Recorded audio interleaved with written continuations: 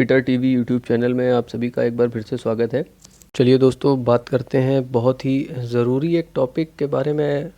और इस टॉपिक के बारे में दोस्तों मैं बताऊं, काफ़ी सारे बच्चे ऐसे हैं जिससे मुझे सुनने को मिलता है कि उन्हें काफ़ी डाउट्स हैं इस टॉपिक पे, काफ़ी कन्फ्यूज़न्स हैं, वो नहीं तय कर पाते हैं या समझ नहीं पाते हैं क्योंकि जानकारी का अभाव होता है और कोई ऐसा सही ज़रिया नहीं मिलता है जहाँ से उनको इस बात का पता चल सके कि एक्चुअली सही क्या है।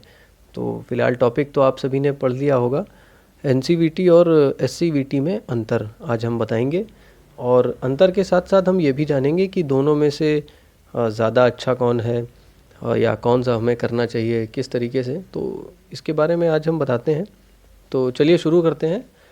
देखिए, सबसे पहले तो आपको ये जानना होगा कि दोनों चीज़ें हैं क्या। फ़िलहाल दोनों चीज़ें उतनी ही अलग हैं जैसे कि आपकी राज्य सरकार और केंद्र की सरकार यानी भारत की सरकार में फ़र्क है, इतना ही फ़र्क इन्हीं दोनों में भी है। जैसे कि एनसीवीटी की अगर हम बात करें तो एनसीवीटी का फुल फॉर्म जो होता है वो national council for vocational training होता है, और एससीवीटी की बात करें तो उसका फुल फॉर्म आपका state council for vocational training होता है। तो देखिए, दोनों को अगर आप ठीक से पढ़ेंगे तो फुल फॉर्म से ही आप अंतर जान जाएंगे। एक जो बोर्ड है वो आपका केंद्र का बोर्ड है, सेंट्रल का बोर्ड है, और एक आपका स्टेट बोर्ड है। तो एससीवीटी आपका स्टेट बोर्ड हो गया और एनसीवीटी वाला केंद्र बोर्ड हो गया।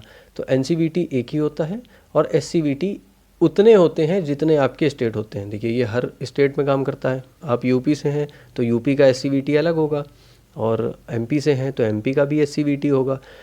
फ़िलहाल ये जो आप दोनों बोर्ड के नाम सुन रहे हैं, ये स्टेट वाला तो स्टेट बाय स्टेट बदलता रहता है, और इन सभी के अब क्योंकि बदलता रहता है तो सभी में नियम भी अलग अलग होते हैं।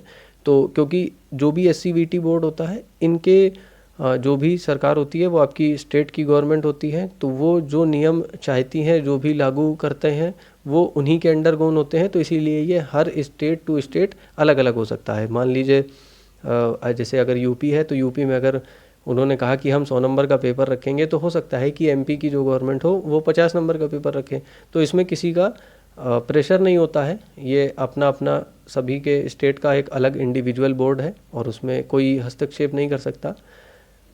और उसके बाद अगर हम यहीं पे बात करें एनसीवीटी की, तो वो फ़िलहाल एक सेंट्रल का बोर्ड है। क्योंकि सेंट्रल का बोर्ड है इसलिए ये पूरे इंडिया में एक साथ एक जैसा लागू होता है। आपको सारे नियम एक जैसे मिलेंगे। आप चाहे जम्मू कश्मीर से आप आईटीआई करें या फिर कन्याकुमारी से आईटीआई करें, आपको एनसीवीटी से सारे नियम एक जगह, सब जगह एक जैसे मिलेंगे। उसके बाद बात कर लेते हैं कि अच्छा कौन सा होता है। तो देखिए, अच्छा तो वही होता है जो कि पूरे देश में मान्य हो और देश के बाहर भी मान्य हो। तो फिलहाल एनसीवीटी में ये क्वालिटी है और ये स्ट्रेंथ है कि वो पूरे देश में मान्य होता है सब जगह, क्योंकि एनसीवीटी है वो सब जगह लागू होता है। अगर आप एससीवीटी का सर्टिफिकेट लेके जाते हैं तो हो सकता है यूपी में मान्य हो और एमपी में मान्य ना हो, क्योंकि वहाँ के नियम अलग अलग हैं। तो एक उस तरीके की कैलकुलेशन नहीं होती है सभी की। इस तरीके से सबसे बेस्ट है आप एनसीवीटी से हमेशा आईटीआई वगैरह या जो भी वोकेशनल कोर्स वगैरह करने हैं, वोकेशनल कोर्स मतलब व्यावसायिक प्रशिक्षण जो कोर्स होते हैं उनकी बात हो रही है, तो वो अगर करना चाहें तो आप हमेशा एनसीवीटी से करें, वो आपके लिए हमेशा बेस्ट होगा। आपको हर नौकरी में और हर जगह आपका मान्य होगा। कहीं भी आपको कभी इस बात का सामना नहीं करना पड़ेगा कि आपने गलत जगह से कोर्स वगैरह कर लिया है।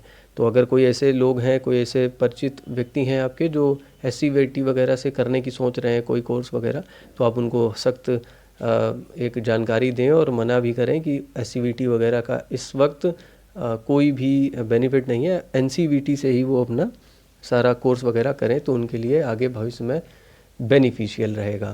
तो आई होप मैंने आपको ये टॉपिक ठीक से क्लियर किया होगा। थोड़ा सा शॉर्ट में समझाया है, लेकिन आई थिंक मैंने अपना काम किया है। अगर आपको अच्छा लगा हो तो वीडियो को लाइक ज़रूर करें। कोई अगर आपके इस बारे में डाउट हो तो हमें कमेंट करके ज़रूर बताएं।